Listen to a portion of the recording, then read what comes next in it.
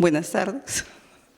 Gracias por estar aquí. Queríamos empezar las presentaciones en esta mesa de investigación, la ciudad de Lima y el cambio climático, perspectivas integradas. Como saben, estamos en el segundo día del seminario CIES, en realidad tercer día de las jornadas del Student Think Tank, organizado por el CIES en colaboración con la Unión Europea, o más bien la Unión Europea en colaboración con el CIES. Y estamos presentando 12 estudios de 12 estudiantes de posgrado, peruanos o extranjeros, que están en este momento haciendo sus estudios de maestría y doctorado en Europa, justo lo que no tenía que decir. Entonces, esta tarde tenemos a 3 de ellos presentando temas relacionados con la ciudad de Lima y el cambio climático, ¿no? Todos saben que gira este tema en torno al cambio climático. Entonces queríamos tener estas presentaciones. Explico la logística rápidamente. Cada uno de ellos presenta. Empezamos con Vanessa Caldas y luego tenemos un espacio para preguntas y así con las 3 presentaciones. Vanessa Caldas, esta es la mesa de las Vanessas, así que hay que precisar bien quién es quién. Vanessa Caldas es administradora por la Pontificia Universidad Católica del Perú, candidata a magíster en Cambio Climático y Políticas Ambientales de la Universidad de Leeds, en Inglaterra, con 8 años de experiencia profesional en el sector de consultoría dentro de las áreas de medio ambiente, agua y evaluaciones de huella ecológica. Tiene conocimientos sólidos sobre cambio climático, sostenibilidad, desarrollo de negocios verdes, administración y control de proyectos. Su presentación gira en torno al tema de cómo determinar los requisitos de flujo ecológico en las cuencas con estrés hídrico y de alta variación interanual de escurrimiento, una aplicación para la ciudad de Lima.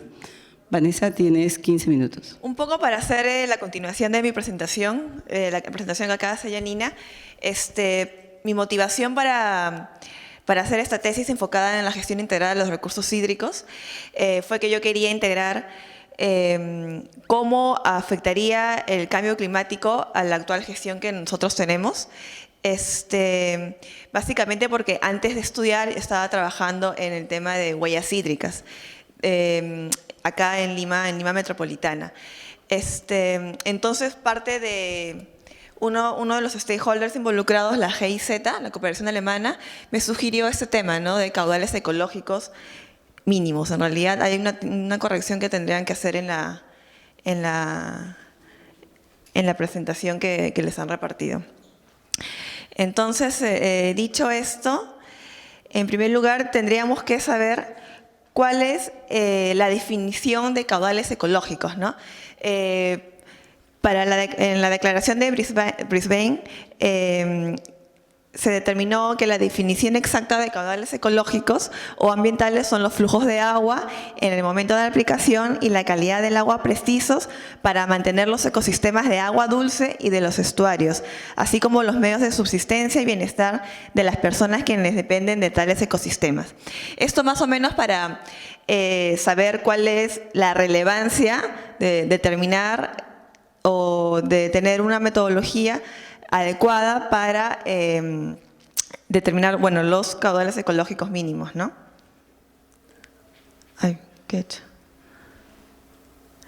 El contenido es el mismo que todos hemos tenido: el objetivo, motivación, justificación, metodología, los principales resultados y las recomendaciones e implicancias de políticas, ¿no?, de gestión pública. El objetivo principal de mi tesis de maestría es establecer cómo se determinan caudales ecológicos en cuencas con estrés hídrico y alta variación de escorrentía, específicamente en el caso de Lima, ¿no? Las cuencas que ya las conocemos son Chirilú, Chillón, Lurín y Rímac. Los objetivos secundarios, yo tuve 4 objetivos secundarios que giran en torno a la característica de estas cuencas en particular, que cuentan con alto estrés hídrico y una variación anual muy alta de escorrentía. El primer objetivo fue determinar o establecer ¿cuál es el alcance de las actuales metodologías que propone la Autoridad Nacional del ANA? Que son dos, el hidrológico y el hábitat. El segundo objetivo es determinar o establecer el alcance del framework que yo propongo. Bueno, no es mi framework, es un framework que ya existe en la comunidad científica llamado LOHA. Y el tercer objetivo es establecer cuáles serían los lineamientos para la implementación de este framework propuesto. Y el cuarto, ya haciendo el link con el cambio climático, cuál es determinar los lineamientos o los beneficios de implementar este framework en un contexto de cambio climático, ¿no? ¿Por qué? ¿Por qué Lima Metropolitana? En este caso, para poder entender bien la importancia de este tema, yo lo que hice fue graficar la oferta hídrica, que es nuestra disponibilidad hídrica, de las 3 cuencas en mención, Rímac, Chillón, Lurín, y también está la cuenca del Mantaro, porque la cuenca del Mantaro, a través de un túnel, brinda, hay un trasvase y nosotros recibimos más o menos el 50% de agua de la cuenca del Mantaro, del 80% que el Rímac abastece a la ciudad de Lima Metropolitana. Entonces, en cuanto a la oferta hídrica, disponibilidad hídrica, hay, digamos que 3 o 2 características importantes de estas cuencas. Uno, que es la alta regulación hidráulica por el sector de energía, que todos nosotros conocemos. Y en segundo lugar, la alta variación de escorrentía que mencionaba al inicio, ¿no? Tenemos un largo periodo de temporada seca versus un periodo muy pequeño de temporada húmeda. Y por el tema de la presión que estas cuencas reciben, lo grafiqué como la demanda, ¿no? Claramente la demanda está pesando más que la disponibilidad hídrica o que la oferta, que sería, en primer lugar, el usuario, lo dividí en usuarios, el usuario energía, que es un uso no consultivo, es decir, se capta agua de las cuencas, pero se devuelve, ¿no? Sin embargo, tiene una alta implicancia, un alto impacto. El segundo es el usuario, nosotros, la población, el uso doméstico. ¿De quién? De Lima Metropolitana. Y sí es un uso consultivo porque el agua azul que sale de las cuencas ya no regresa a las cuencas, en un gran porcentaje. Y en tercer lugar, la relevancia que tiene Lima, ¿no? Lima Metropolitana concentra el 50% del PBI. Entonces, hay una gran presión político-económica que recae de estas 4 cuencas en total. Ay, qué hecho. Ya. En cuanto a la resolución jefatural, en el 2016 el ANA normó una resolución en donde establece cómo determinar caudales ecológicos en el territorio nacional. Y como saben, en el territorio nacional nosotros contamos con diferentes tipos de ríos, diferentes tipos de climas, de geografía, etcétera. Y en ese contexto simplemente tenemos 2 propuestas, 2 metodologías, que es el hidrológico, el percentil 95 y el hábitat. El percentil 95, las características más generales, para no profundizar en los aspectos técnicos, es que es para proyectos pequeños, sin impacto relevante al ecosistema y con una data mínima de 20 años. Y en cuanto a la metodología del hábitat, que es, digamos que para ellos es la metodología alternativa, sería cuándo usarlas, cuando haya amenazas al ecosistema que afectan otras actividades, usarlas en el caso de que la principal demanda o los principales usuarios sea para conservación, en áreas de conservación, y para proyectos de infraestructura que causan daños irreversibles al régimen natural del agua. Como no sé si lo saben o como he tratado yo de graficarlo, no hacen referencia a cuencas con alto estrés, con alta demanda, con alta regulación. Es decir, hay como que un vacío intencional sobre cómo se debería determinar caudales ecológicos para cuencas como las que tenemos nosotros, que es Chirilú, ¿no? Y la del Alto Mantaro. La metodología que yo usé para mi investigación, ya que como lo mencionó Yanina, yo soy licenciada en administración, yo hice me basé en una metodología cualitativa, un enfoque cualitativo, entrevistas semiestructuradas a expats, es decir, a científicos, a personas quienes dominan el tema de caudales ecológicos, a water managers, gestores del agua, de los diferentes stakeholders de las cuencas Chirilú. Son peruanos, los 4 son peruanos, 1 es alemán. Entrevisté a un representante de la academia, es un científico, está haciendo su doctorado, un water manager de una ONG, de la GIZ, a 2 personas, 2 especialistas en caudales ecológicos del sector privado y un especialista de caudales ecológicos de la Autoridad Nacional del Agua, obviamente, claramente. Las entrevistas fueron semiestructuradas, ¿no? Hubo un pequeño cambio en las preguntas dependiendo del rol en que ellos desempeñan. Escogí una metodología para poder comparar y, bueno, la propuesta, ¿no? Según la literatura científica, los mejores métodos para determinar caudales ecológicos en este tipo de cuencas son los holísticos. Y el mayor método holístico que ya tiene años, digamos que en la comunidad científica y está aprobado en países digamos, con algunas características similares, es el ELOHA Framework, ¿no? Por Artington y una serie de científicos. En cuanto al análisis de las entrevistas, digamos que se analizó los resultados de estas entrevistas de estas 5 personas, se hizo una revisión de la literatura científica en cuanto al tema y obviamente también se acudió a los reportes nacionales que el SENAM y el ANA y otras entidades ya han hecho respecto sobre las cuencas o sobre la presión que existe en ellas.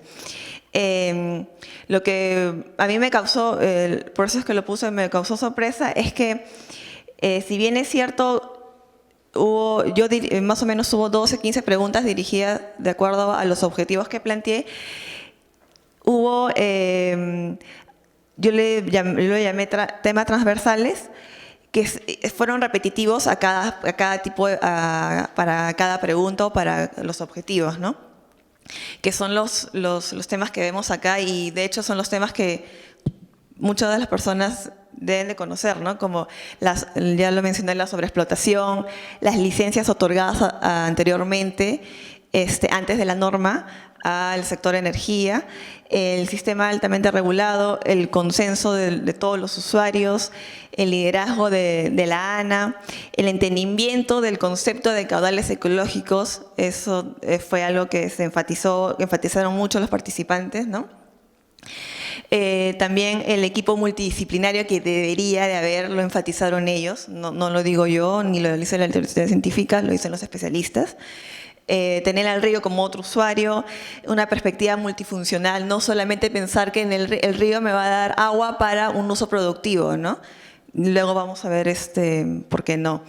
Porque no solamente eso, flexibilidad, no tener números rígidos, tener el concepto de caudales ecológicos no es tener un número para decir, después de 100 litros tengo que explotar todo o tengo que sacar todo de ese cuerpo, ¿no? de ese cauce. Bueno, y esto que es muy importante, los intereses político-económicos, ¿no?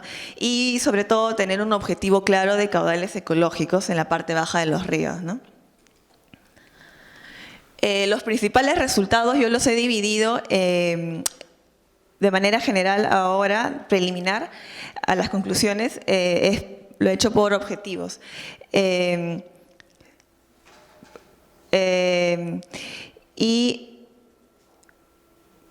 que tengo 5 minutos voy a correr mejor con la siguiente diapositiva.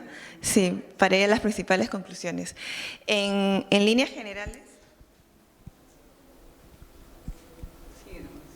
sí,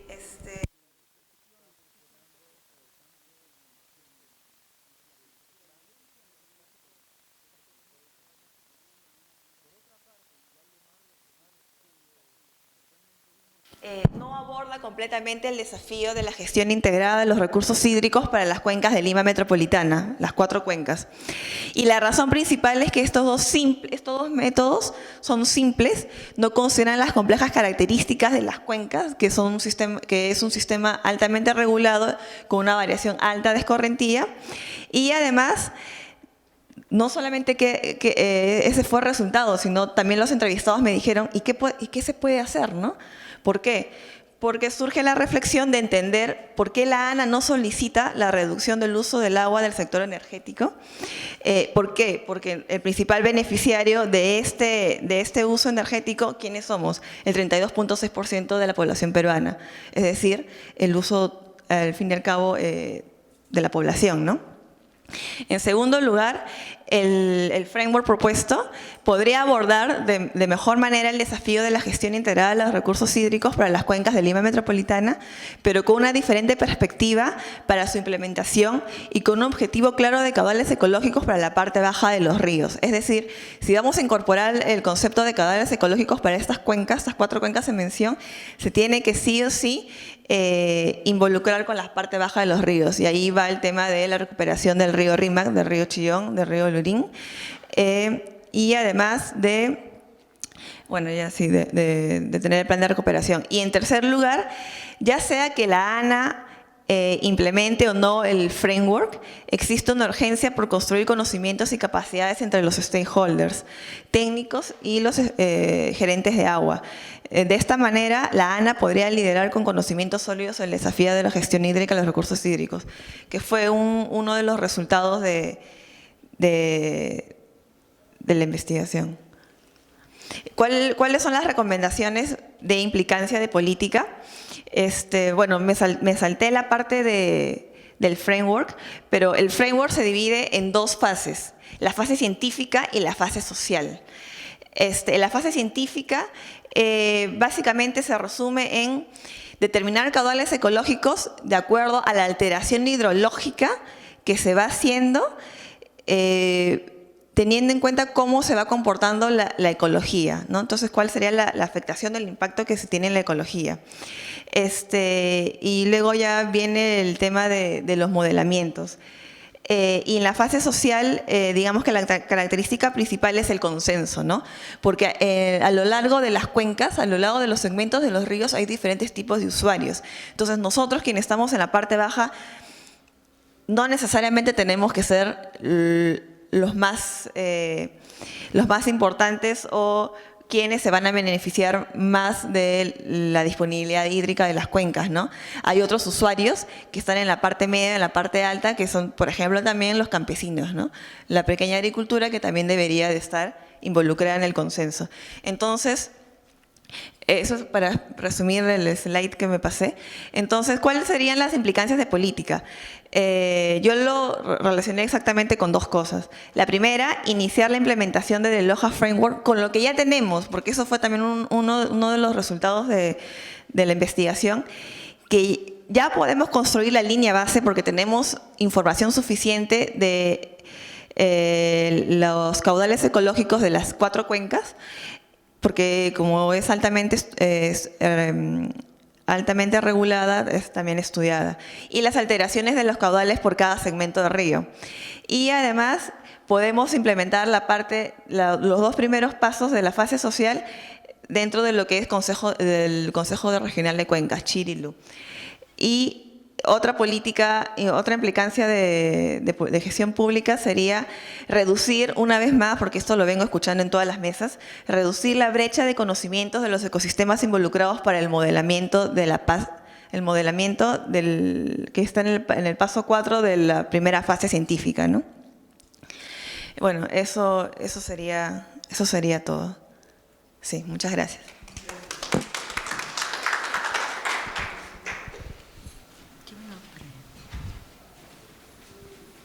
Bueno, muchas gracias, Melissa. Tomaríamos ahora algunas preguntas del público. Buenas tardes. Yo tengo 2 preguntas. Una es, hablaste de que los usuarios eléctricos eran usuarios no consultivos, ¿cierto? Así lo considera la literatura, los reportes de Bueno, la... es porque simplemente no consumen agua, la usan y la regresan al Sí. cauce, ¿no es cierto? Pero al final dijiste que uno de los problemas que el ANA no quería enfrentar era que justamente los usuarios eléctricos servían al 36% de la población o algo así. ¿Cierto? Entonces, por eso es que no querían regularlos o quitarles la licencia. Pues, no entiendo esa fase, porque si son no consumtivos, parecería que no tendría problema de que sean un usuario. ¿No? Y la segunda pregunta es la que tiene que ver con... Sí, lo que pasa es que hay que entender lo que es la disponibilidad hídrica en la cuenca en un momento, en cierto segmento, y el otro sería el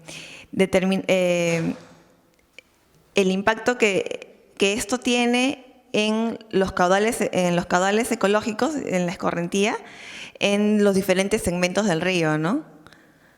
Entonces, el sector energético, más o menos a cierto punto de la cuenca, en cierto segmento de la cuenca, sí genera un impacto. Y es en el ecosistema que está alrededor de ese segmento. Pero tengo entendido, nadie se preocupa en eso. ¿Por qué? Porque hay un usuario mayor que está en la parte baja de los ríos, de la cuenca, quienes somos nosotros, ¿no? Pero habría que ser más profundo en decir cuáles son los impactos, ¿no? Porque Exacto. ellos somos, ¿no? Y no se tiene muy claro de cuáles realmente son los impactos que se hacen en el Sí. de la cuenca. Y Porque les sí. entienden que el agua la entuban y de ahí la sueltan, ¿no? Entonces, ¿cuál es el impacto específico como para que uno diga hay que regularlo? O ellos son los principales, ¿no? Y la otra pregunta que yo tenía era el hecho de que hablaste de dos metodologías que usa la ANA para los caudales ecológicos, ¿no? Propone. Pequeños proyectos y algo. Y como conclusión hablaste como que ninguna de esas dos metodologías servía para cuencas tan estresadas como la de Lima metropolitana, ¿no? Podríamos también eso extrapolarlo a otras ciudades metropolitanas como Arequipa, como el río Chili, o qué sé yo, alguna otra en el norte del Perú. ¿Es factible? ¿Cómo es ese? Para terminar de responder la primera, mejor continúo con la segunda que me acabo de acordar. Uno de los entrevistados me mencionó el ejemplo de Arequipa y me mencionó el ejemplo del río Coña y su ejemplo fue clarísimo. En el río Coña, según lo que él indicó, todavía se puede implementar la metodología de hábitat, por ejemplo, porque existe una especie que es el camarón, del cual todavía, si tú puedes, vas a implementar una metodología de caudal ecológico para, para que el principal usuario sea el sector energía o el sector minería, sí sería factible, porque todavía hay un ecosistema, todavía hay un punto de comparación. Pero en el caso de las cuencas que yo he mencionado, no existe eso. Entonces, como estas cuencas tienen otra característica, el método sería un método más complejo. Para otros, también me mencionaron otro ejemplo, que para otras cuencas o otros ríos, como por ejemplo en el Amazonas, bueno, en la parte de la selva, donde el usuario o el objetivo sería la conservación de las especies acuáticas, ahí, por ejemplo, sí funcionaría el método hábitat o el método hidrológico. Porque los usuarios son mínimos, son pequeños, son menores, y el objetivo es conservación. Pero en una cuenca como la de nosotros, las características son diferentes. Pero entonces extrapolaríamos para todos aquellos ríos que sirven a ciudades medianas, a grandes. Estamos hablando del río Chili, no lo ponen Chile. Para evitar el diálogo, En el Valle del ahí, Colla, por ejemplo. si pudieras responder la última parte, si deseas añadir algo Bueno, más. solamente que quería decir que el framework El framework sirve para características más complejas, cuencas más complejas, porque hay un modelamiento hidrológico y un modelamiento ecológico, y también está la parte social. Entonces, si sirve para contextos más complejos, también sirve para contextos más simples. Lo que no pasa con métodos simples que no se pueden acomodar a contextos como los de Lima, ¿no? Gracias. Gracias. ¿Alguna otra pregunta? Quizás para vincular lo que se ha dicho con tu presentación, yo tendría como pregunta en términos de las políticas o las inferencias de política, ¿no? Más allá de los marcos, o frameworks, como tú le llamas, los marcos analíticos que permitan entender un tipo u otro de situación, en términos de políticas, entonces, en casos como los que han mencionado Arequipa versus los de Lima, ¿qué tipo de política se podría implementar? Mañana te contrata el ANA, ¿qué dirías que se debe hacer? Bueno, sobre lo que también mencionaron varios de los participantes fue que sobre lo que se tiene, trabajar, ¿no? Ya digamos que el 50% de este marco, bueno, es una metodología para uso regional o uso nacional. Sobre lo que se tiene, como es el Consejo Regional de Cuenca de Chirilú, ya podríamos implementar las dos primeros pasos de la fase social. Y sobre la información que se tiene en cuanto a histogramas, en cuanto a las alteraciones hidrológicas, ya podríamos implementar también los 3 primeros pasos de la fase científica, ¿no? Todavía no podríamos hacer los modelamientos, pero ya es un inicio sin necesidad de implementar o crear una institución. Sobre lo que se tiene ya podríamos avanzar mientras que se va generando la data o se va haciendo la conexión con la academia en caso ya exista ya esos estudios que se necesitan para poder hacer los modelamientos de alteración hidrológica ecológica. Pero lo que pasa es que a veces la política urge, ¿no?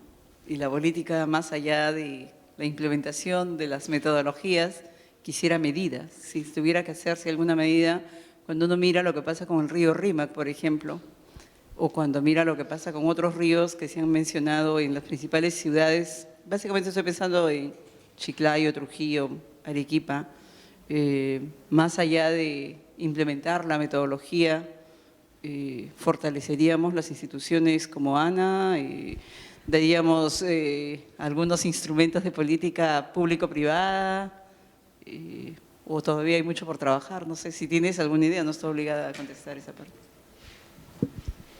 Bueno, sí, uno de los resultados, y lo mencionaron los 5 entrevistados, fue que sí o sí se tiene que fortalecer capacidades, ¿no?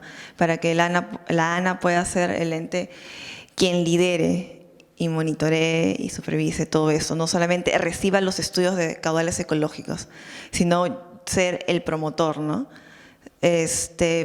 Pero eso es tema de educación, capacitación, construcción de capacidades que toma también tiempo. Buenas tardes a todos. Este es mi tema.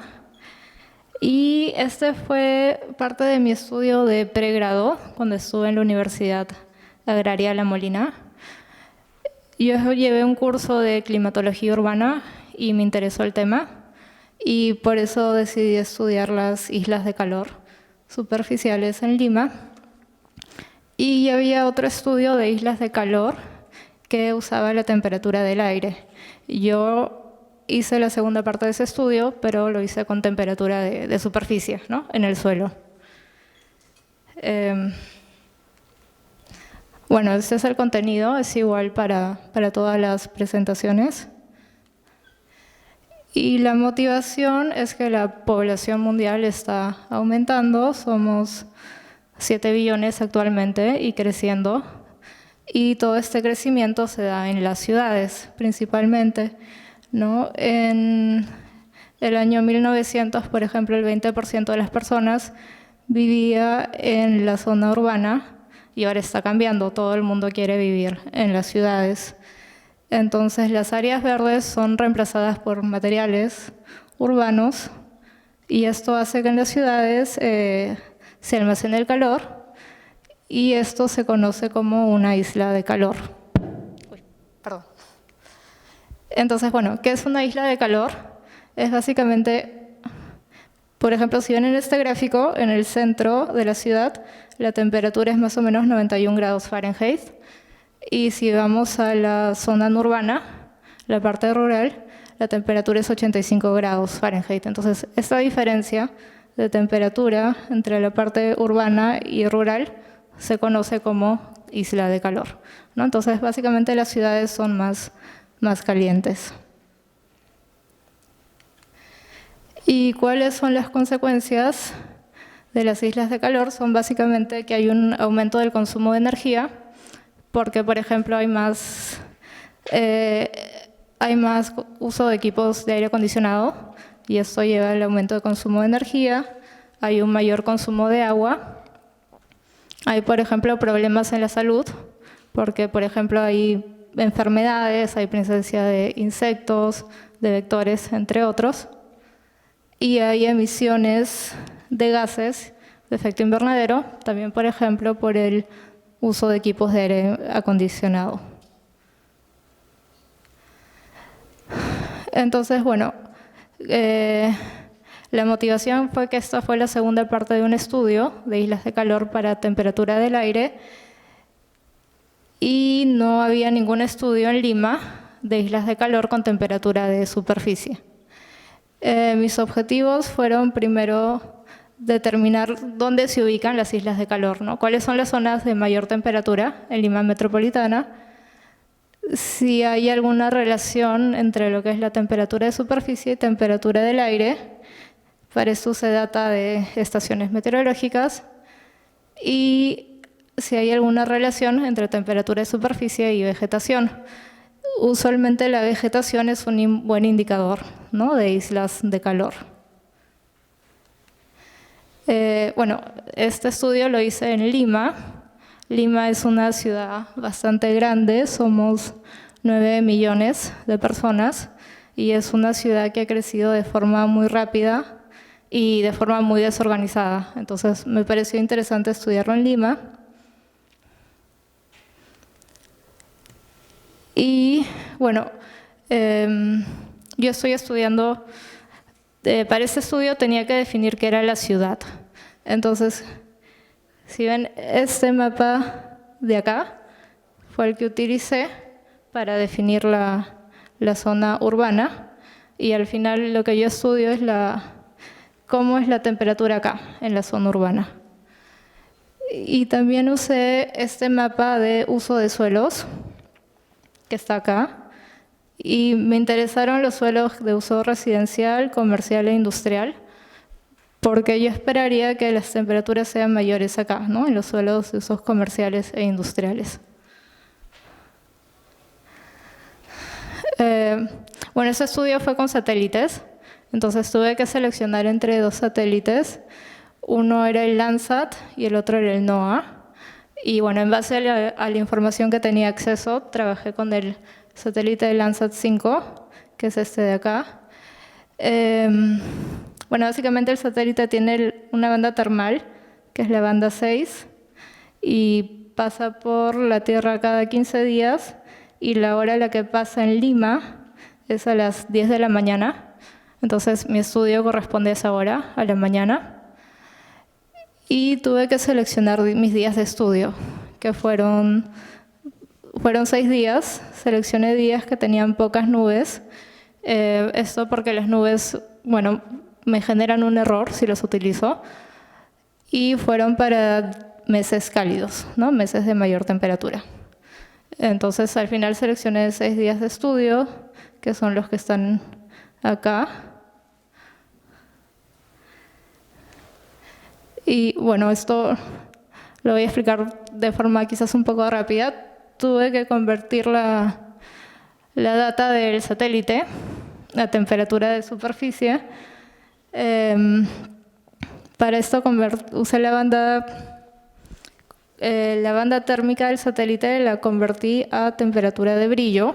Entonces la temperatura de brillo es si asumo que la Tierra es totalmente negra, pero sabemos que no es así.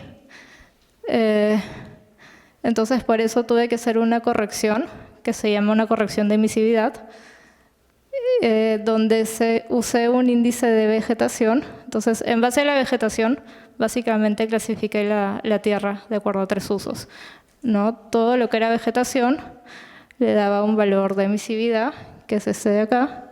Todo lo que era suelo urbano le daba otro valor, que es este de acá, y luego tenía suelos mixtos. Y finalmente obtuve mi data de temperatura de superficie. Y bueno, este es un valor referencial, o sea, quiero decir que estoy analizando el comportamiento de la temperatura y no tanto el valor exacto, sino más cómo se comporta. Y bueno, luego también hice una relación entre lo que es temperatura de superficie y temperatura del aire. Para lo que es temperatura del aire usé data de 6 estaciones meteorológicas, que son las que están acá, y una relación entre temperatura de superficie y vegetación, ¿no? Bueno, la vegetación usualmente es un buen indicador de lo que es temperatura de superficie. Ahora sí, los resultados. Entonces, para empezar, obtuve que la temperatura fue menor acá conforme estamos cerca del mar y mayor conforme nos alejamos del mar. Y bueno, eso coincide con estudios anteriores que han encontrado resultados similares. Y también encontré que la temperatura, por ejemplo acá, que es la parte que en verdad no es urbana, era mayor, y la temperatura acá en la zona urbana era menor, ¿no? Entonces encontré lo opuesto a lo que esperaba encontrar.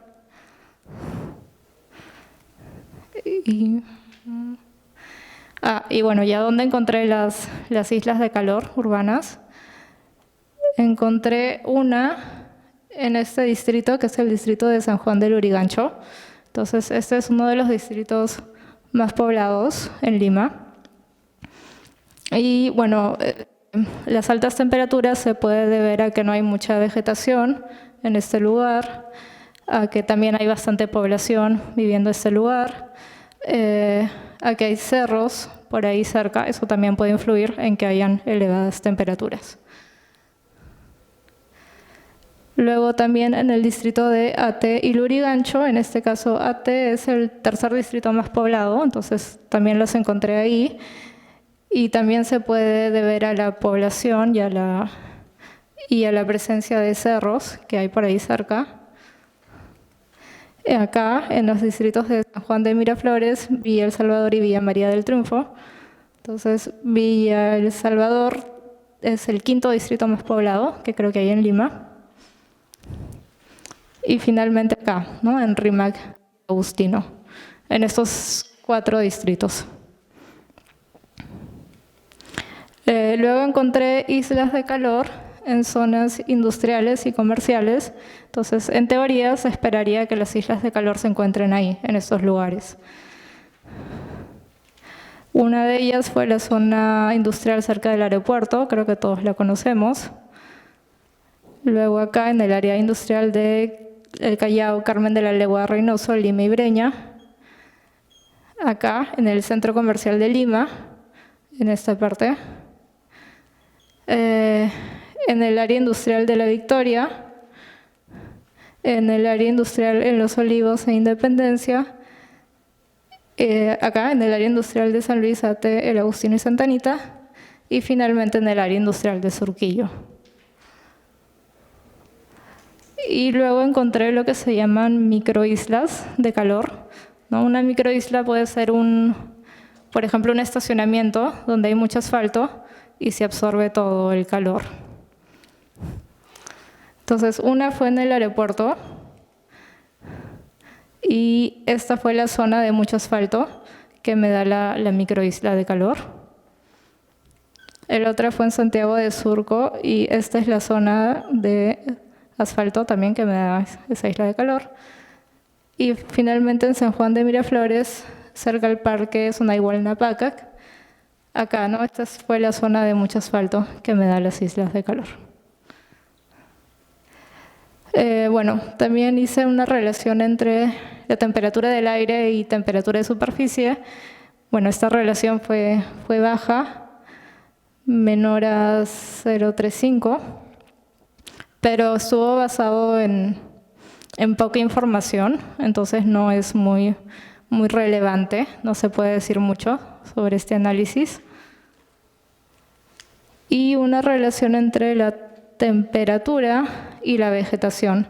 La vegetación tiene este índice, que es el índice de vegetación normalizado. Y también el resultado fue bajo, menor a 0,3. Entonces, esto me indica que en Lima hay pocas áreas verdes. Bueno, para resumir un poco los resultados. Entonces, básicamente en Lima encontré 15 islas de calor y la mayoría se han dado en zonas industriales y comerciales.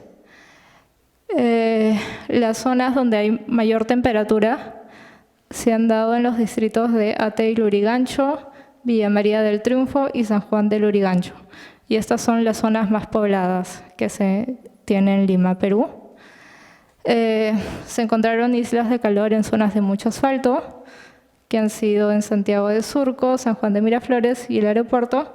Y también he visto que en Lima hay poca presencia de áreas verdes, se necesitan más áreas verdes. Y bueno, un poco las recomendaciones e implicaciones. La urbanización está creciendo, el cambio climático, bueno, está elevando las temperaturas, entonces todo lo que son las islas de calor va a aumentar, las temperaturas van a aumentar y por eso es importante identificar dónde hay las zonas de mayor temperatura, porque ahí se pueden plantear estrategias para mitigar, ¿no? Para bajar la temperatura. Algunas de estas estrategias son justamente poner más áreas verdes, más jardines. Eso me puede ayudar a bajar la temperatura. Otra es lo que se conoce como techos verdes o jardinería vertical. En las ciudades no hay mucho espacio, ¿no? Y esta es una forma de usar el espacio eficiente para plantear áreas verdes. Y el otro es, por ejemplo, usar techos con materiales reflectivos que ayudan o pintar los techos de blanco, ¿no? Eso también me puede ayudar un poco a bajar la sensación térmica. Bueno, eso sería todo, en verdad. Gracias. Bueno, ¿preguntas de parte de los asistentes? Sí, por favor. Solo para complementar con lo que decías, ¿no? Perdóname. Gracias. Uno quería más o menos entender cómo afectan estas islas de calor al ecosistema, digamos, o sea, tienes los cerros, tienes la población que va invadiendo, ¿cuál es el impacto que a la larga se estaría viendo en base a la relación que haces? Y segundo, cuando mencionaste que las islas de calor, primero dijiste se encuentra que es mayor en los cerros donde donde no hay población, y luego mencionas que encuentras microislas o islas donde mencionas ya distritos, San Juan de Lurigancho, Ate, Villa El Salvador, San Juan de Miraflores. Entonces, si también has visto por ahí algo vinculado a la pobreza, porque cuando decías los impactos de las islas de calor o esto se debe al aire acondicionado, en Perú no todas las casas, o sea, por el nivel de pobreza y además por la misma concepción de la vivienda, no se usa mucho aire acondicionado, eso sí lo vemos en empresas, en industrias y se entiende por eso la relación en las zonas textiles. Pero entonces, ¿qué estaría explicando un poco esta presencia de islas calor en estos distritos? De repente es la conglomeración, el nivel de pobreza, el Lima que es un conglomerado. Un poquito por ahí para entender un poco más. Gracias. Bueno, tu primera pregunta fue sobre cómo afecta, ¿no?, a las islas de calor. Afecta un poco al confort de las personas, porque si estás en un lugar donde hay mucha temperatura, te sientes incómodo, sudas. Entonces, creo que la afectación va más por la salud. También hay, por ejemplo, más moscas, hay más insectos, más mosquitos, ¿no? Y todos esos traen enfermedades. Entonces, por ahí va a afectar la calidad de las personas, ¿no? Las personas en un ambiente fresco se van a sentir más agradables que en un ambiente cálido, ¿no? Y bueno, el otro puede traer enfermedades. Y la segunda pregunta fue de ¿cuáles fueron las causas, ¿no? En los principales distritos? Bueno, una de las causas principales es el tipo de suelo. Si vemos quizás los distritos de San Juan del Lurigancho, por ahí son distritos donde hay mucho asfalto. Entonces eso tiende a traer el calor.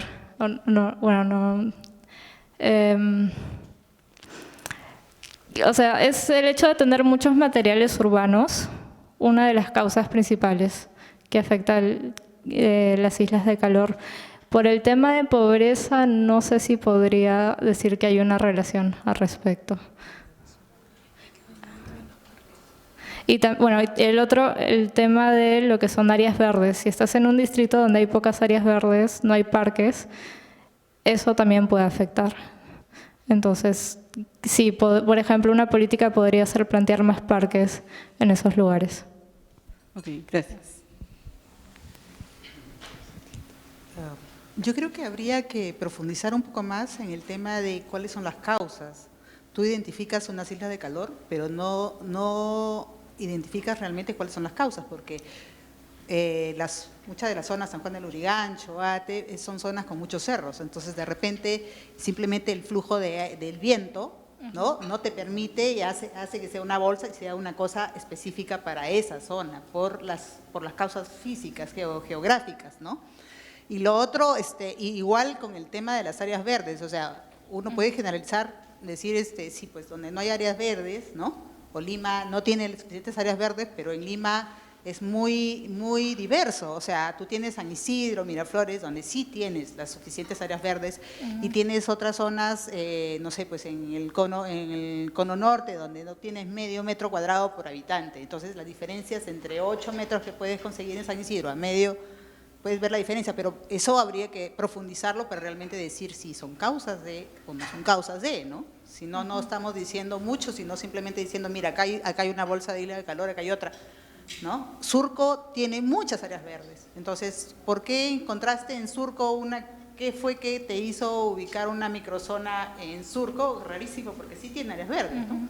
Habría que verlo también, ¿no? O sea, profundizar qué pasó, ¿no? Solo para añadir ahí, sorprende un poco que, por ejemplo, en San Juan del Lurigancho se diga que una de las causas es el exceso de asfalto, porque justamente no hay mucho asfalto. Y a lo mejor es el tema de los cerros y es el tema de la pobreza, que también habría que incorporarlo cuando a futuro, en otra investigación, se haga algún tipo de regresión o una discusión, ¿no? Porque, como se dice, a lo mejor lo que estamos teniendo acá por ahora, metodológicamente hablando, es más una correlación.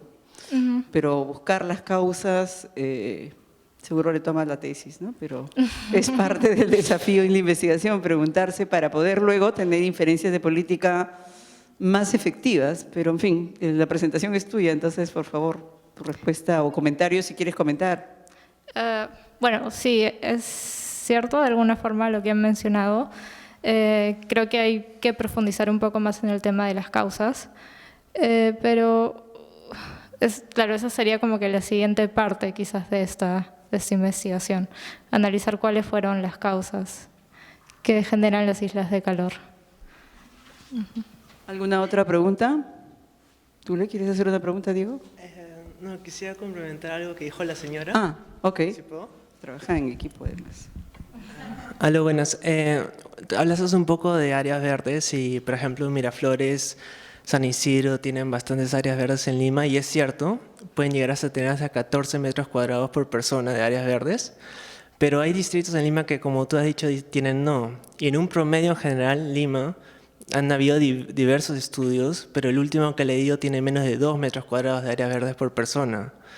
Así que no sé qué tan efectivos sean las áreas verdes de San Isidro, Miraflores en este contexto.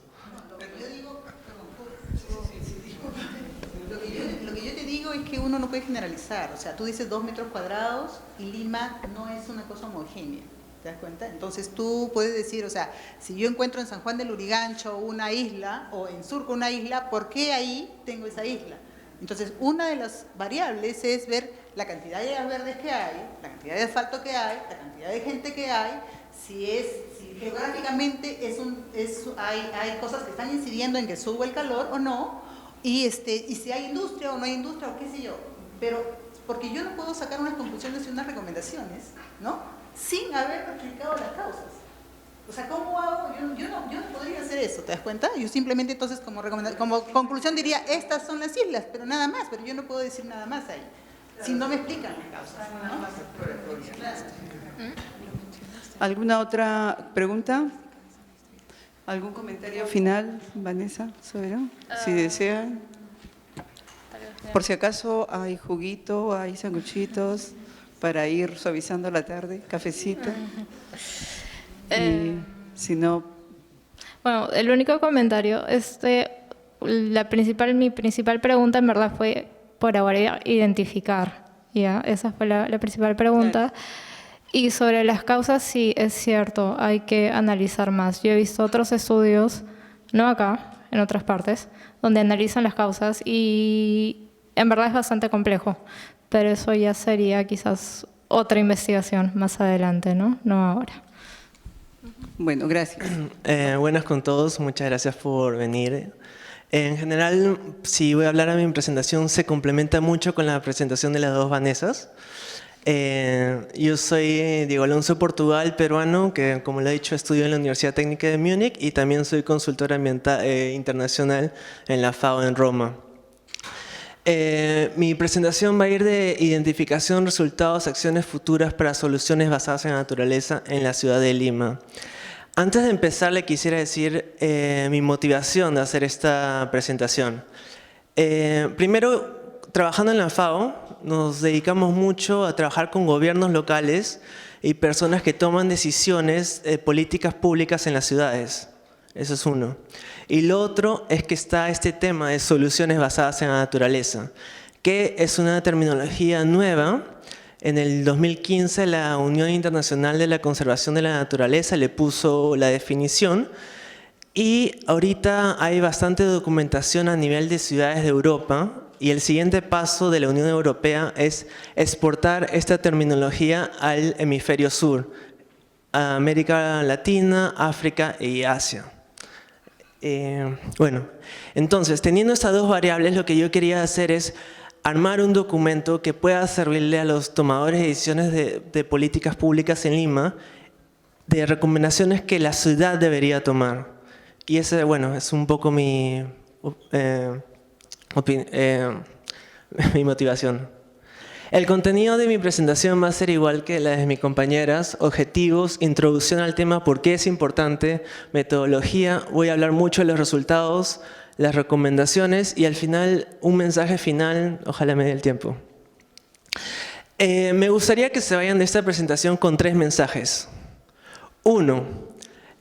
El estado actual de la ciudad de Lima según los actores que trabajan en el tema ambiental. Ese es un mensaje.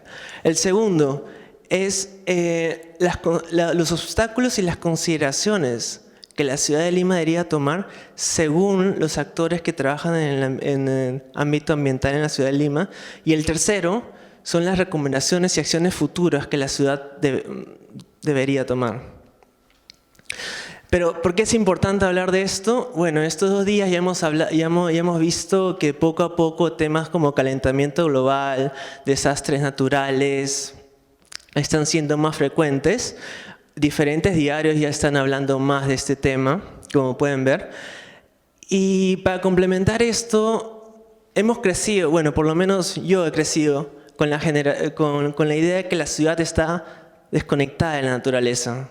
Y ahorita estamos volviendo un poco al tema de tratar de hablar de la naturaleza dentro de las ciudades. Voy a definir el tema de soluciones basadas en la naturaleza. Como pueden ver, la Unión Internacional por la Conservación de la Naturaleza lo definió y tiene 2 componentes importantes. Un componente más ambiental natural, perdón, y también un componente muy social. Dentro del componente ambiental o natural, abarca terminologías pasadas como pago por servicios ecosistémicos, adaptación basadas en ecosistemas, infraestructura verde y azul, etc. Y dentro del ambiente, el componente social busca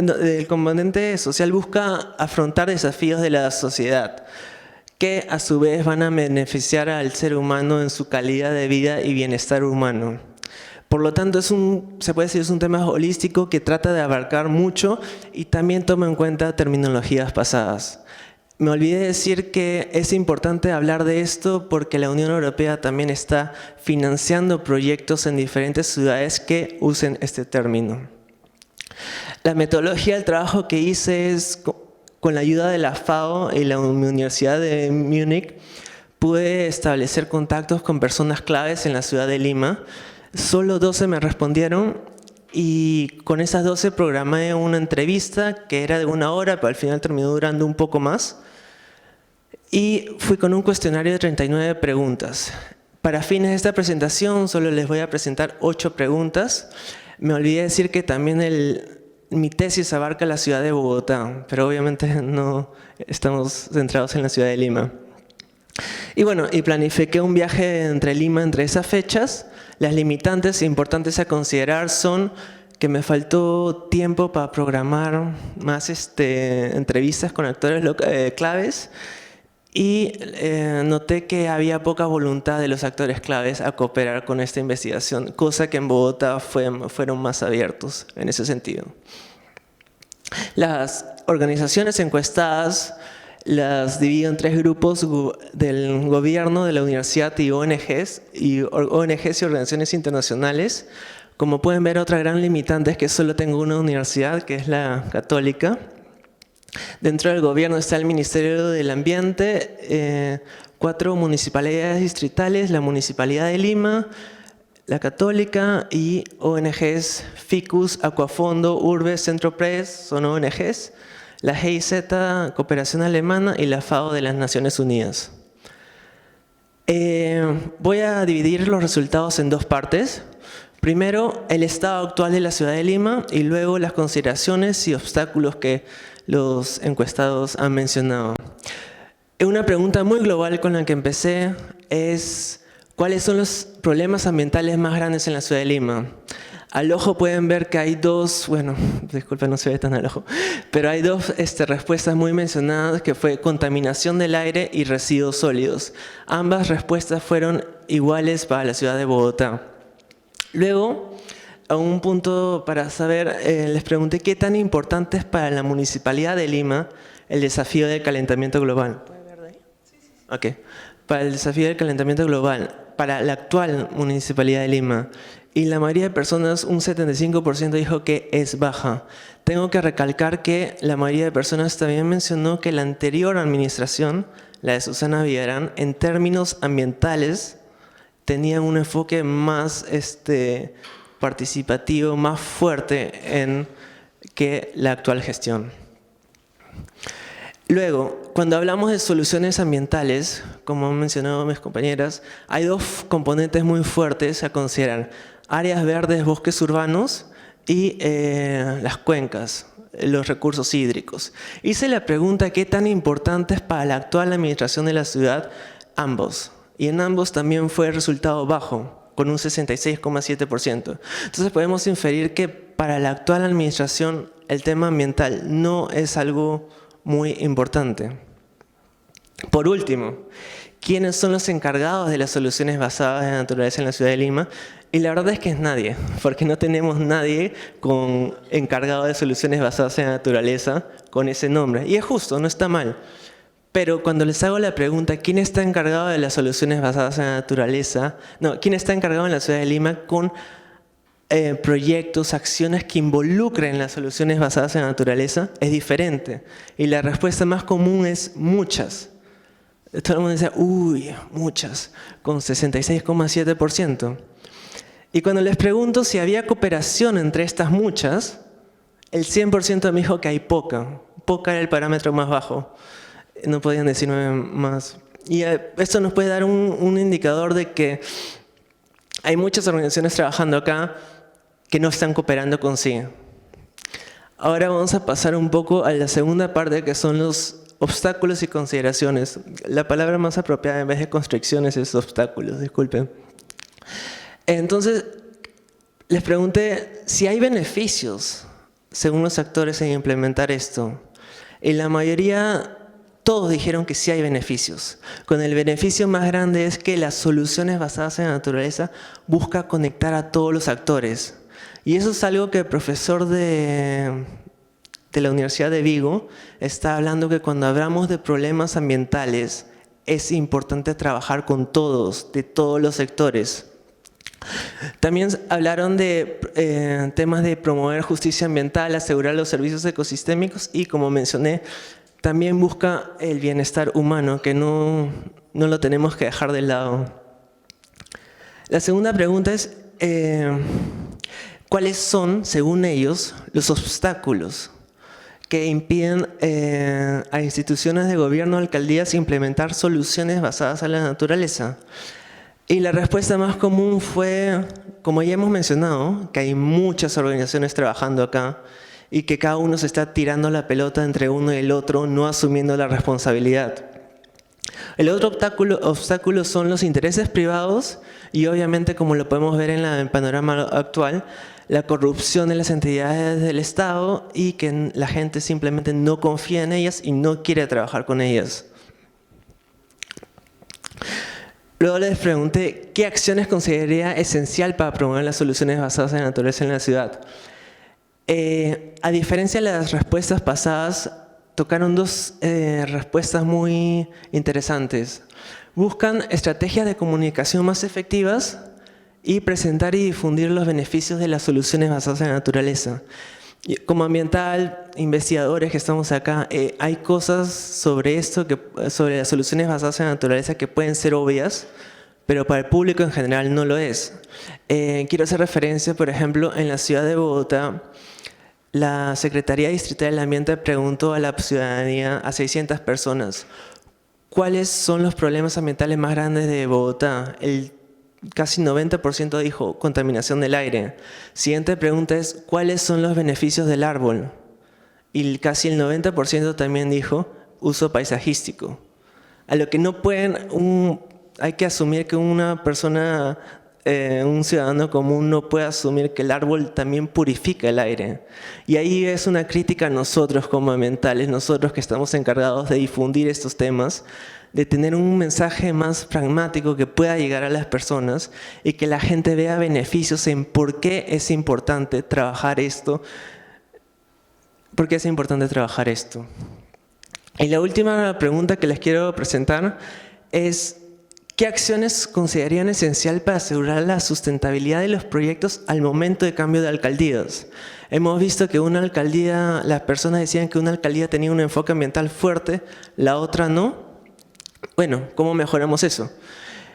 Y de nuevo hablan de algo muy interesante, que es crear comités de toma de decisiones y plataformas multiactores, que va de la mano con la respuesta anterior, que decía que las soluciones basadas en la naturaleza busca integrar a diferentes actores de diferentes sectores. Y también la segunda y tercera respuesta más votada me parece muy interesante resaltar, que son involucrar la participación ciudadana. Necesitamos tener un componente ciudadano muy fuerte que sea activo, que le pueda decir a un alcalde o a una institución, no puedes hacer eso. Pero en la ciudad de Lima hice también la pregunta de qué tan importante es el componente, la participación ciudadana para estos temas, y había un medio, porque sí hay colectivos que han hecho ruido, pero también hay un montón de personas que creen que la participación es muy baja. Y lo más importante también a considerar es, tiene que haber un marco legal que permita actuar a los comités de toma de decisiones, las plataformas multiactores. Entonces, ¿qué recomendaciones puedo dar en base a los resultados que les mandé? Primero, algo que no he mencionado mucho, pero es muy importante, es definir los temas.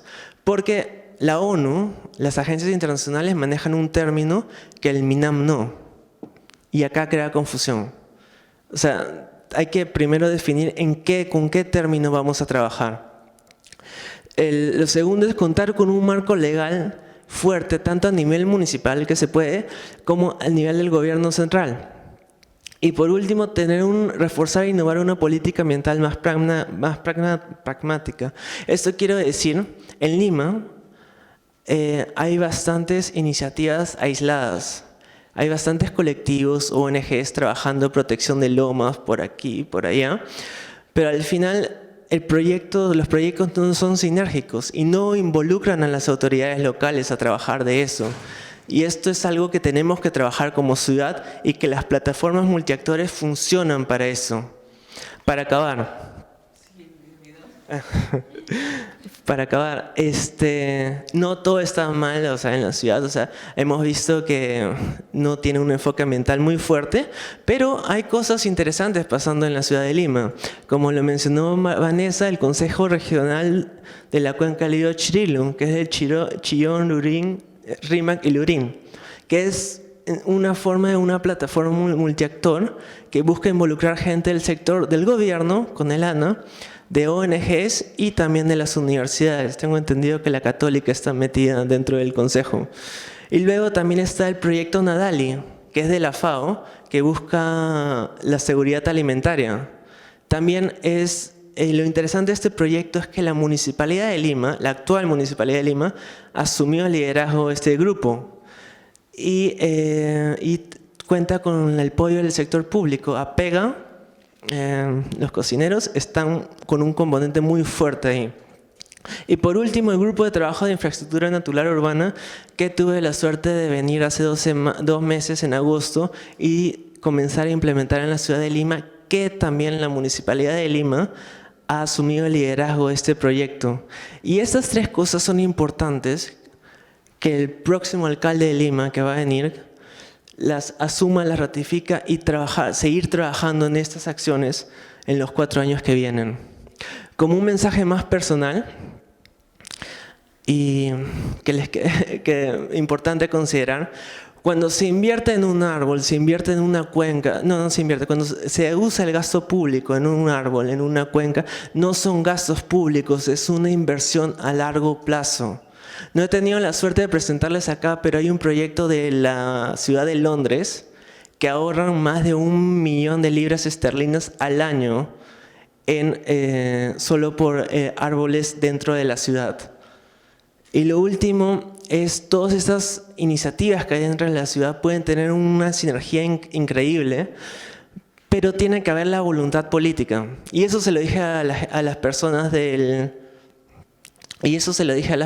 que fueron al grupo de trabajo. Podemos hacer muchas cosas por la ciudad, pero si la entidad principal de la ciudad, la Municipalidad de Lima y el gobierno del Perú no están en la misma página, no vamos. Les puedo enumerar como 4 agencias internacionales que si el gobierno del Perú dice estamos acá, hay dinero que sueltan. Y bueno, eso sería todo.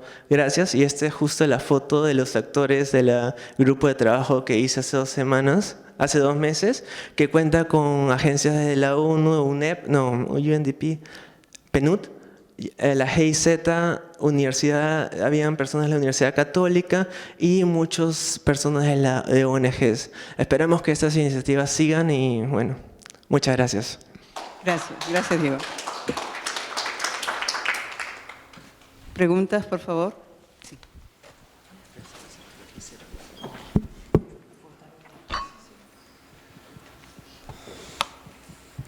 Hola.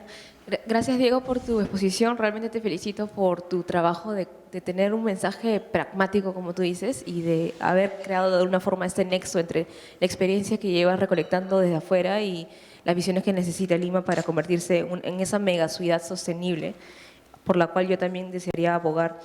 Hay una tabla en la que se demuestra, creo que fue la primera pregunta, donde los expertos mencionan que uno de los problemas más importantes y urgentes para Lima es la calidad del aire, y veo que en las últimas barritas de menos preferencias, la primera, sí, las últimas barritas de menos preferencias es la pérdida de ecosistemas. Entonces veo que la preocupación de la contaminación del aire va al 70% más o menos, pérdida de ecosistemas al 10%. Entonces es como que incluso a nivel técnico, digamos, de los expertos, todavía existe esta disociación de ecosistemas saludables y todos los servicios ecosistémicos que derivan de ello, que uno de ellos es la calidad de aire, muchos más. Entonces, yo creo que esta es evidencia de que esa disociación es epistemológica. Ya no se limita solo a capacidades de repente que un ciudadano común y corriente en la calle nunca haya recibido educación técnica. Es también esto, como de repente desde la educación en general, la ecología está muy disociada. No, de repente, no lo sé. No sé cómo tú interpretas esas tendencias. Bueno, de hecho sí es una observación muy interesante que yo también la vi. Y es más interesante si la comparo a la ciudad de Bogotá, porque en Bogotá habla mucho de la biodiversidad en la ciudad. Claro que Bogotá no es un desierto, Lima sí. Pero yo también me quedé un poco impresionado que solo creo que 1 o 2 personas al final mencionaron la importancia de la biodiversidad en la ciudad. Y bueno, sí es algo interesante a hablar, y yo creo también, comparando un poco también, las comparaciones son horribles, pero con la ciudad de Bogotá noté que había más expertise de los actores locales trabajando en el tema que lo que hay en Perú, en Lima, disculpen. Porque también tenía 2 preguntas. ¿Cuáles son los beneficios del bosque urbano, que le hice acá? ¿Y cuáles son las desventajas del bosque urbano? Y también para el tema de cuáles son los beneficios del uso de las soluciones basadas en la naturaleza en las cuencas o en los recursos hídricos, y las desventajas. Y para ventajas mencionaban 1 o 2, nunca llegaban a 3, y para desventajas siempre decían no sé. Lo cual me da a entender un poco que, porque sí hay desventajas, me da a entender un poco que no hay una comprensión, una expertise tanto acá en Lima, y que sí, se debería trabajar más en eso. ¿Alguna otra pregunta, por favor? Quizás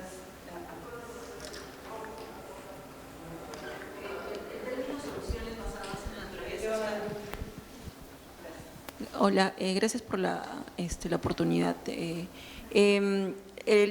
La relación, o cuál es la relación, o si lo viera, de soluciones basadas en la naturaleza con la gobernanza ambiental, que también es otro tema del que se habla muchísimo, a nivel un poco, no sé, de la teoría o lo que has revisado. Bueno, acá en Perú ninguna, porque todavía no ha entrado este tema de lleno en la agenda de la política local.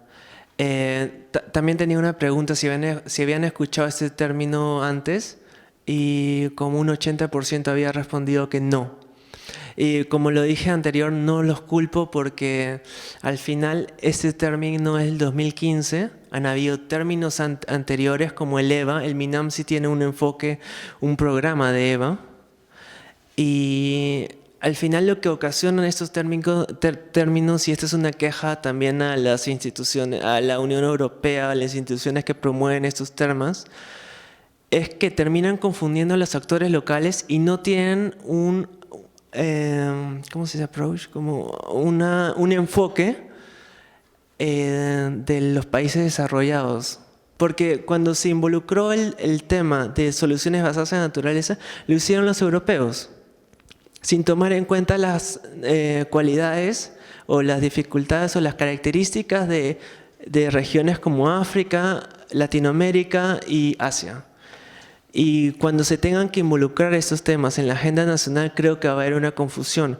Por ejemplo, en el grupo de trabajo que hicimos, yo trabajo con bosques urbanos en la FAO. La definición de bosques urbanos en la FAO es una diferente al MINAM. El MINAM maneja infraestructura natural. Acá lo llamamos infraestructura natural urbana. El MINAM no tiene infraestructura natural urbana. Pero tenemos que hablar con el MINAM y decirle, tienes que definir la infraestructura natural urbana. Entonces, yo por eso enfaticé mucho el tema que hay que definir los términos. Porque, sí, entonces ¿Te respondí tu pregunta? Gracias. Y yo también. ¿Alguna otra pregunta, señor? ¿Tenía? Sí, acá.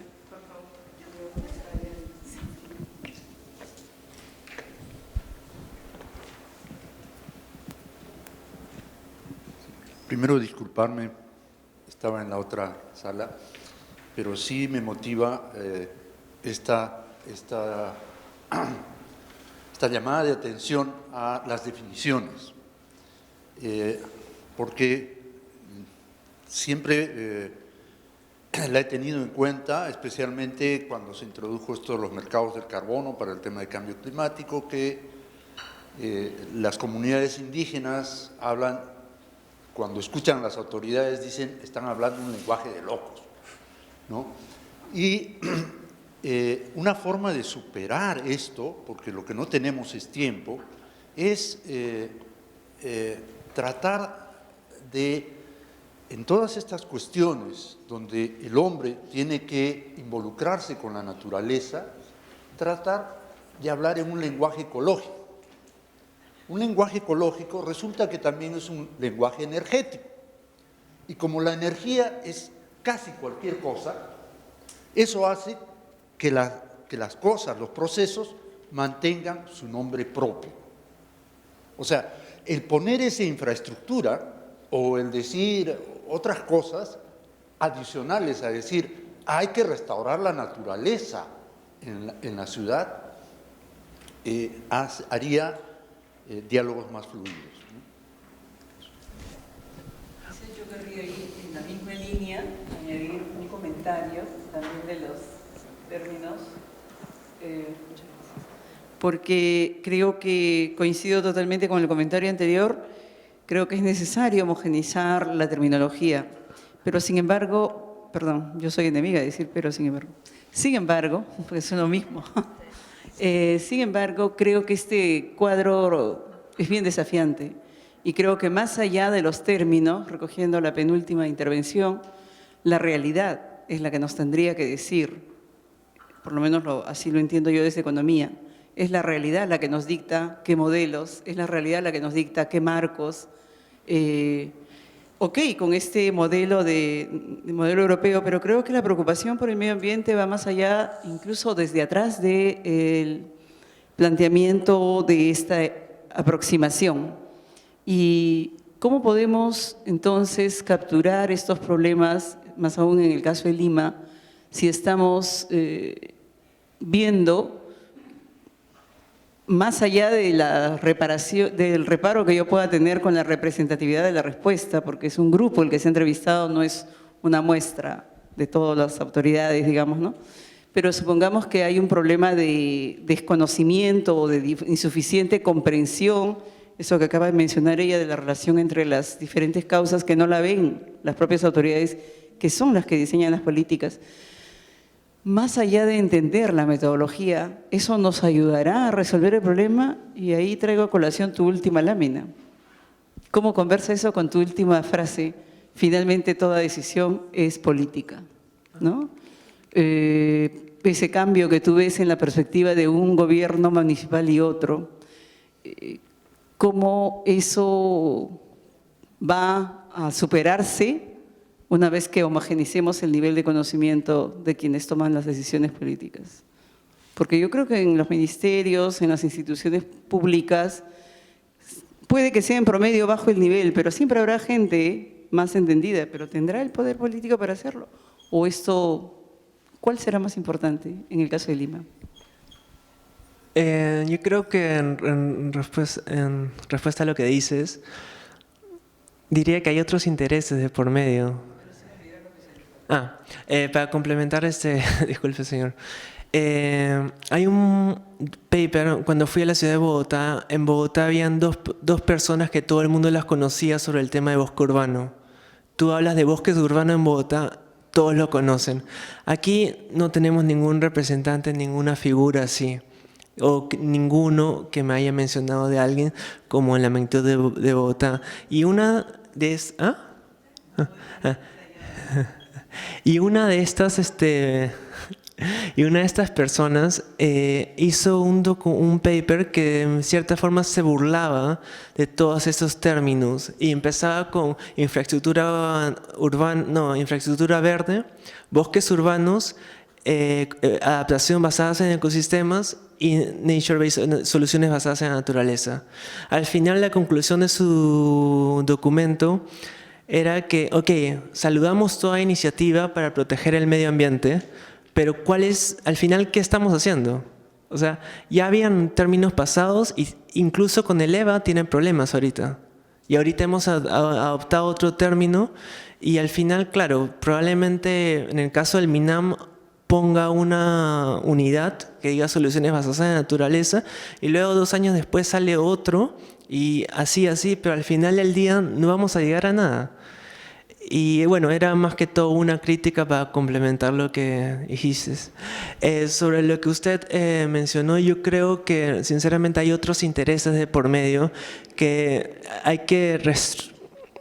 Como digo, las soluciones basadas en la naturaleza son inversiones. Y si lo vemos de un punto de vista económico, se puede decir, como siempre lo han visto, un punto conservador, esto no entra dentro del modelo, porque algo interesante a considerar es que probablemente mi generación son las primeras personas que hemos nacido en un ambiente urbano. La generación de mis padres es de un ambiente urbano-rural, cuando en Europa ya vienen de un término, y eso es otro punto, pero creo que es interesante recalcarlo, vienen de un ambiente urbano ya por más de 8 generaciones, donde ellos ya están con otros desafíos y proponen estos temas que nosotros todavía estamos empezando a caminar y tratando de imitarlos a ellos, pero no debemos imitarlos a ellos, y ahí viene el problema. Nunca vamos a llegar a ser una Alemania y no deberíamos apuntar a eso. Creo que el modelo que debemos desarrollar en ciudades es diferente y con otro enfoque. Acá hay una pregunta más. Sí, bueno, yo también me disculpo que llegué un poco tarde, pero a ver, tengo que reaccionar más que preguntar. Nosotros en Lima venimos trabajando muchísimos años en promover soluciones basadas en la naturaleza, cuestiones relacionadas con… ¿Puedo preguntar de qué institución? Somos del Foro Ciudades para la Vida. Nosotros hemos apoyado a la Municipalidad de Lima en la aprobación de la ordenanza 1840 para que se apruebe la estrategia de cambio climático de Lima. Hemos aprobado también, con nuestro apoyo, mejor dicho, la Municipalidad de Lima ha aprobado la estrategia de la estructura ecológica de Lima. Se ha contribuido al plan 2035, en que Lima ha desarrollado su plan de infraestructura ecológica y de espacios abiertos. Y claro, es muy difícil cuando a uno viene y le preguntan por un concepto foráneo, cuando no se recogen los conceptos que estamos aplicando acá. Y entonces da la impresión de que no conocemos, cuando existe muchísimo avanzado y que están en la página web y que se pueden fácilmente bajar. La otra cosa es también que nosotros, y digo nosotros porque es un movimiento grande, el movimiento de agricultura urbana, el movimiento de los lomeros, los defensores de las lomas, el movimiento de la gente que protege los espacios públicos en la ciudad y los árboles en la ciudad. Son movimientos y son actores y colectivos ciudadanos que están actuando en Benavides, en Angamos, en La Molina, en San Martín de Porras, en Caraballo, en Mancaes, en Villa María del Triunfo, en toda la ciudad. Son activos movimientos ciudadanos que están de una u otra manera tratando de contrarrestar lo que las políticas públicas municipales han ido devorando, ¿no? Se han ido comiendo los árboles para poder dar espacio al carro. Ahora, esta tensión entre que le das espacio al auto y le das espacio a la vida, a los árboles y a la gente, esta tensión se ha estado dando en especial los últimos 4 años, pero eso no quiere decir que no haya habido voluntad ciudadana. Entonces ahí también un poco con el mensaje, ¿no? ¿Voluntad política o voluntad ciudadana o ambas? E incluso… o incluso la voluntad privada, ¿no? O sea, tenemos que saber concertar, ¿no? Sí. Pero solo las autoridades políticas son, o sea, ahí dejo la pregunta para que se consideren también esos otros actores ciudadanos. ¿Permites que Vanessa complemente antes de...? Sí. Yo quería agregar algo a lo que la señora dijo.